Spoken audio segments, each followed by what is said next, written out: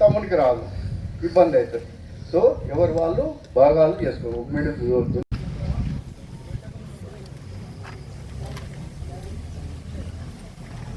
ప్రభుత్వం ప్రతిష్టాత్మకంగా తీసుకొని మళ్ళీ భూములను రోవర్ అనేది కనెక్షన్లో ఉంటూ మనం తీసుకున్న కొలతను కరెక్షన్ చేస్తూ ఒక ఎంఎం నుంచి కూడా ఇటు తప్పు పోకుండా మిస్టేక్ కాకుండా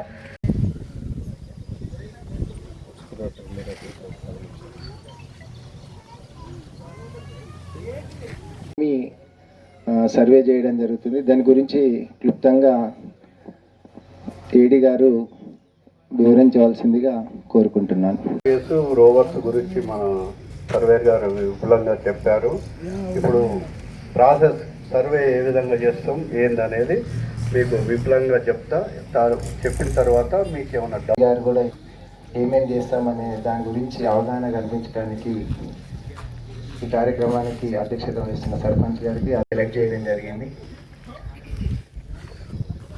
ఆ రీసర్వే యొక్క ప్రతిఫలం మనకి ఏ విధంగా భారతిలో భాగంగా రీసర్వే కార్యక్రమంలో భాగంగా మన జిల్లా నుంచి తెలంగాణ రాష్ట్రం మొత్తం మీద 70 గ్రామాలని ఎంపిక చేయడం జరుగుతుంది.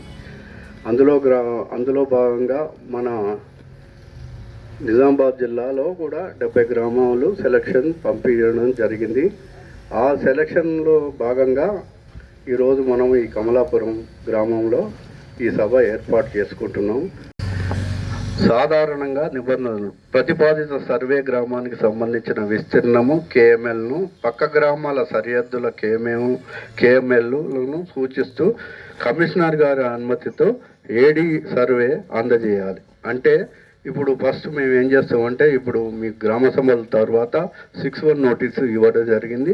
నెక్స్ట్ ప్రాసెస్ మళ్ళీ స్పెల్ 2 అంటే 15 రోజుల తర్వాత 61 మన 29వ తారీఖు ఇచ్చినాము. రేపు 4వ తారీఖు అయిపోతుంది. మళ్ళీ మళ్ళీ 61 సెకండ్ స్పెల్ అని మరి మండల సర్వేయర్స్ మరి రైతులకు మరి గ్రామ పెద్దలకు మరి వివిధ నాయకులకు అందరికీ నా హృదయపూర్వక నమస్కారాలు.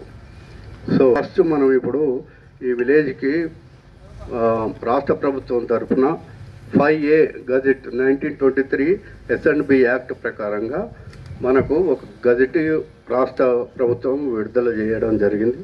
తదుపరి దాన్ని మన జిల్లా గజెట్లో అనువాదం చేసుకొని మనం 61 నోటీసు కూడా ఇవ్వడం జరిగింది.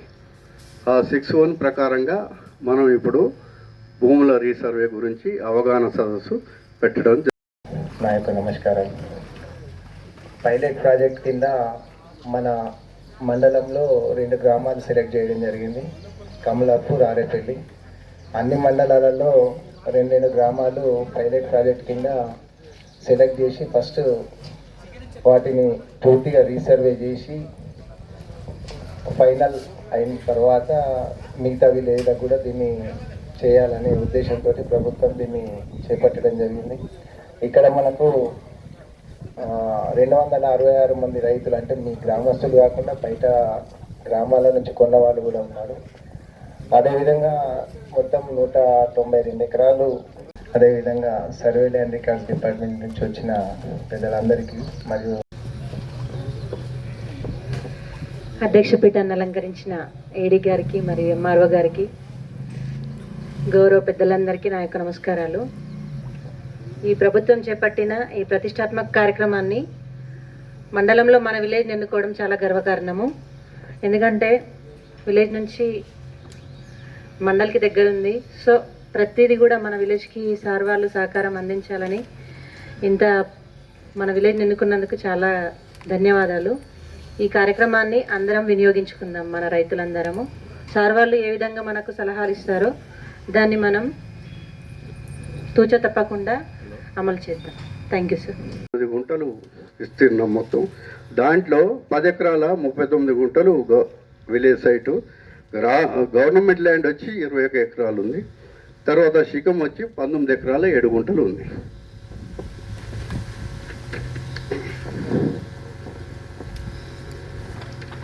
సో ఈ విధంగా మరి సర్వే చేయడం జరుగుతుంది. దీనికి అందరికీ మీరు సహకరించాలి. తర్వాత ప్రతి ఇష్యూ ఏమున్నా కూడా ఎల్పిఎం ఉంటుంది. మీకు లాటిట్యూడ్ లాంగిట్యూడ్ అక్షాంశాలు రేఖాంశాల ద్వారా మీకు ప్రతి బెండుకు ఎన్ని మీటర్లు ఉందనేది కార్స్ CORS అంటే కంటిన్యూస్ ఆపరేటింగ్ రిఫరెన్స్ స్టేషన్ దానికి అనుసంధానమై పనిచేస్తుంది. దీని ప్రత్యేకత ఏమిటంటే ఈ కార్ స్టేషన్ అనేది 24 గంటలు 365 రోజులు శాటిలైట్తో అనుసంధానమై పనిచేస్తూ ఉంటుంది. సో దీని ద్వారా మనకు ఏమవుతుందంటే మనం చేసే కొలత కానీ ఎటువంటి సర్వే కానీ అత్యవసరంగా నమోదు చేయబడుతుంది. ఇప్పుడు ఇంతకుముందు మనం చేసే సర్వేలలో చైన్ సర్వే కానీ ఇతర వేరే సర్వేలు కానీ మనకు సర్వే చేసినప్పుడు కొలత చేసినప్పుడు ఎంతో కొద్దిగా వేరియేషన్ వచ్చేది. కానీ ఇప్పుడు ఈ టెక్నాలజీ ద్వారా ఏం జరుగుతుందంటే మీకు ఎంఎం దగ్గరికి వెళ్ళి కూడా మీకు ఎటువంటి వేరియేషన్ అనేది రాదు. కొలతలో కానీ విస్తీర్ణంలో కానీ ఎటువంటి మీకు వేరియేషన్ అనేది ఉండదు. సో ఈ మా సర్వే బృందము ఏం చేస్తుందంటే మొత్తం అందరు కలిసి ఈ టెక్నాలజీ ఈ ఎక్విప్మెంట్ తీసుకొని మీ భూమి వద్దకు వస్తుంది. వచ్చినప్పుడు మీరు కూడా అందరూ సహకరించి అంటే భూమి యొక్క చుట్టుపక్కల 4 దిక్కులున్న రైతులు అందరి సమక్షంలో మీరు కాస్తూ చేసిన ఏదైతే భూమి ఉందో దాని హద్దులు డిమార్కేషన్ చేయడం జరుగుతుంది. ఫస్ట్ బౌండరీ డిమార్కేషన్ చేసిన తర్వాత గ్రామం యొక్క గ్రామ కంఠాన్ని మొత్తాన్ని తీసుకోవడం జరుగుతుంది. అంటే పూర్వం ఈ గ్రామము మన దగ్గర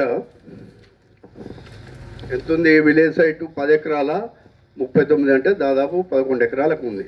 ఇప్పుడు విస్తరించి అది ఒక 20 ఎకరాలు 30 ఎకరాలు ఉంది. దాన్ని బౌండరీ ఫిక్స్ చేస్తాం. ఫస్ట్ విలేజ్ బౌండరీ ఫిక్స్ చేస్తాం, తర్వాత గ్రామ కంఠాన్ని ఫిక్స్ చేస్తాం, తర్వాత గవర్నమెంట్ ల్యాండ్స్ ఏమి ఉన్నాయో ఆ గవర్నమెంట్ ల్యాండ్స్ కూడా ఫిక్స్ చేయడం జరుగుతుంది. చేసిన తర్వాత మరి ఒక్కొక్కరి వ్యవసాయ భూమి ఏ విధంగా ఉంటే ఆ విధంగా మీరు మలుపులు కానీ వంపులు కానీ ఏ విధంగా మేము ఫిజికల్ పొజిషన్ ఉంటారో ఆ విధంగా సర్వే చేయడం జరుగుతుంది. దీనికి అన్నిటికీ మీ అందరి సహకారం కావాలి. రైతులందరూ సహకరించాలి. సహకరించినప్పుడే ఈ పని పూర్తి అవుతుంది. సో దాని కొరకు ఈ అవగాహన సదస్సు. మీ భూమి కొలవనికి వచ్చినప్పుడు మీ సైడు ఉత్తరం దక్షిణం తూర్పు పడమట ఉన్న రైతులు ప్లస్ అతను భూమి మీద ఉండి హద్దులు చూపించుకోవాలి. ఎందుకంటే ఇప్పుడే ఆ హద్దులు ఆ విధంగా చూపించుకుంటే తేడాలు ఇట్లా ఏం రావు. తేడాలు రాకుండా ఇవన్నీ చేసుకోవాలి. చేసుకున్న తర్వాత సర్వే చేయడం జరుగుతుంది. సర్వే చేసిన తర్వాత విలేజ్ మ్యాప్ తయారు చేయడం జరుగుతుంది. విలేజ్ మ్యాప్ తయారు చేసిన తర్వాత మీకు ఒక్కొక్కరికి ఎల్పిఎంలు ఇవ్వడం జరుగుతుంది. ఎల్పిఎం అంటే ల్యాండ్ మెజర్మెంట్ మ్యాప్, అది ఇవ్వటం జరుగుతుంది. దీన్ని మనం అక్షాంశాలు రేఖాంశాల ద్వారా కొలవడం జరుగుతుంది. మనం చిన్నప్పుడు చదువుకొని ఉంటాం, భూమి గుండ్రంగా ఉంటుంది, అక్షాంశాలు రేఖాంశాలు అని. ఇప్పుడు మనం శాటిలైట్ ద్వారా కార్స్ కనెక్ట్ అవుతుంది. మనకు సర్వే ఆఫ్ ఇండియా వాళ్ళు స్టేషన్స్ పెట్టారు జిల్లాకు ఒకటి చొప్పున. ఆ స్టేషన్ల ద్వారా ఇస్రో నుంచి కార్స్ కనెక్ట్ అవుతాయి. కార్స్ నుంచి మన రోవర్కు కనెక్ట్ చేసుకుంటాం.